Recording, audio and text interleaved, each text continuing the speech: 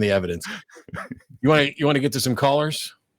Absolutely. And I'm feeling good. I feel as though, look, how long has this show been running now? Like 20 plus years. Yeah. And I just have a feeling that this is the show when we're going to get proof of God. It's just a feeling. So we'll see whether I'm right.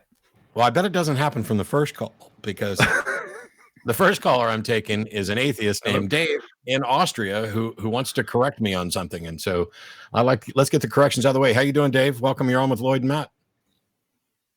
Thanks a lot. No proof of God here, coming from here.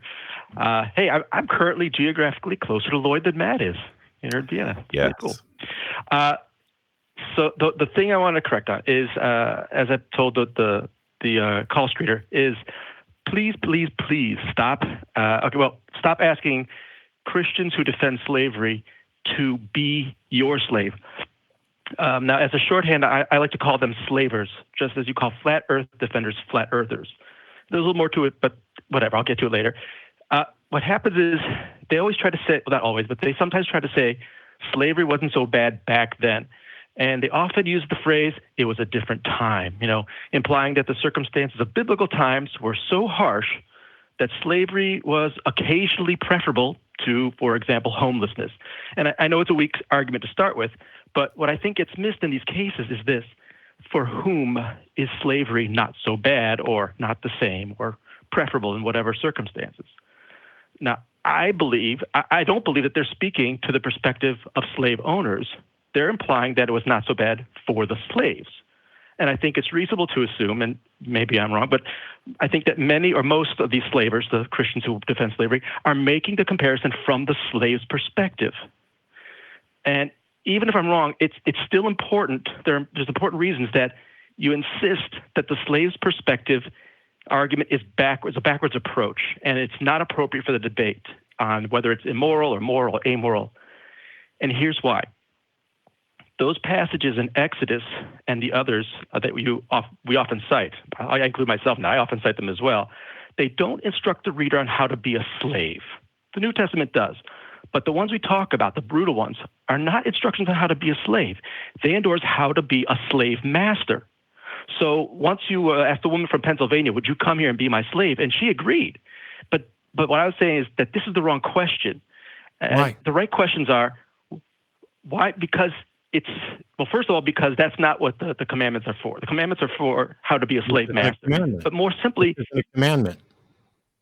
Not a commandment. You're right. I'm sorry. The law. It's how to be a slave master. And this is what the law is. The law is setting up a scenario, and I'm asking the person who seems to be advocating for that scenario if they would be willing to be a slave under that scenario, which is a perfectly legitimate question. It is, but it's... So why would you want me to stop asking that question? Because it's a better question. It's okay, easy because the New Testament talks about I'm bored already. The better question is, would you come here? I'm sorry, the question is, would you make me your slave and describe to me how you will morally...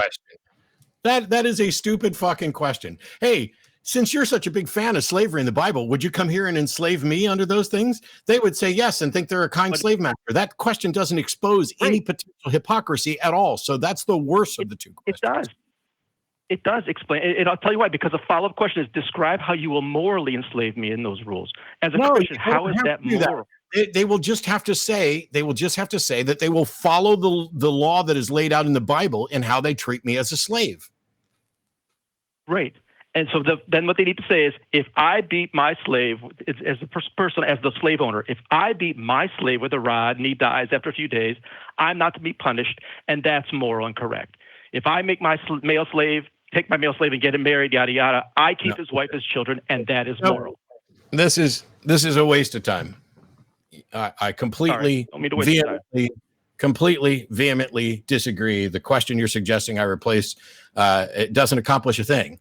I can put my Jesus hat on right now and say, yes, I will enslave you, and I will do so under the strictures in the Bible, and I will do so as a Christian, and you will enjoy being my slave because I will be showing you the love of Jesus. That question doesn't get to expose anything at all about whether or not slavery is moral or anything else. I truly don't want to waste your time. I would anticipate that answer, and I would say, great. How is that more moral than the exact same setup without putting me in chains? I didn't say anything about putting you in chains, and I didn't say anything about being moral. You asked me if I would enslave you under what the Bible says, and I said yes. Now, why is that immoral? How do you make the case that what I'm doing is immoral? Because no matter what the scenario is, slavery is immoral. No, that is not an how argument. nicely you That is treat a bald-ass assertion, and that's why you're not getting anywhere by taking a good question, which is designed to expose how they should intuitively understand slavery, because it's the slave's perspective that is the one that shows how immoral it is. You could be a nice slave master, and you giving them a question that is a get-out-of-jail-free card. No, I'm not doing that. Thank you. But the immorality of slavery is the refraining of them taking away their freedom, and that's what I'm trying to point out. Is that if you take your question does not make that case at all. As a matter of fact, as long as you keep going down this line of their thinking that, hey, it would be better to being homeless or being in prison or whatever else, you might actually be doing them a favor. Your line of questioning is so bad that it seems to be coming from the point of view of the people who are willing to advocate for the biblical slavery. That's how bad it is. Oh, no, I don't want that. Oh, okay. Well, I obviously have to rethink it then, because I don't want to do that. Thank you. All right, Lloyd. So I really hope I'm never in a situation where I need to call people and tell them that they're asking the wrong question. A question's a question, you know? Of the two, though, if they have two questions and one of them is designed to expose a potential bit of hypocrisy and the other one is a get-out-of-jail-free question, I think you don't want to make it easy, do you? Yeah. You want to make it as would you come here and persuasive as possible? Me? Sure, I'll enslave you. The Bible doesn't say I have to beat you; it just says I can. And as long as you don't die within a couple days, I'm allowed to do that. Which means that I could just smack you in the face every morning when you get up. It's biblical. It's sound. But I won't do that because I'm a nice guy, and you'll like being my slave. There's something there that's fundamentally misunderstood, but